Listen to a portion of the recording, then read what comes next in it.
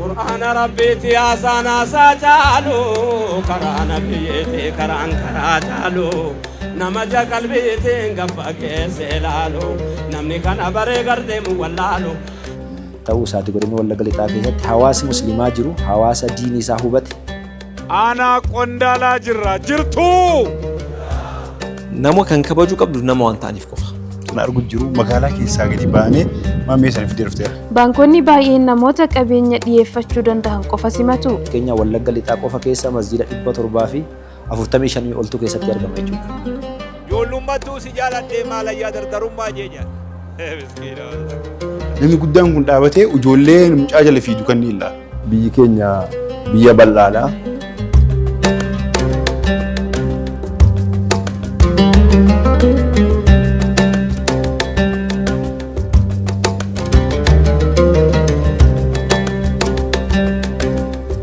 Deebii maal naa deebisee beektaa?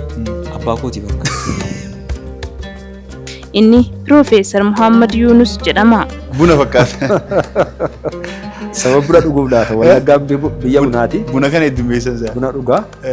Kanumaaf fakkaata malee. Sabtii sa'a 8 irraa jalqabee qophiiwwan mimmiidhagoo kanneenii fi kanneen biroo dabalatee TV Mimbarii fi toora YouTube Miilaan Miidiyaa irratti nu eeggadha.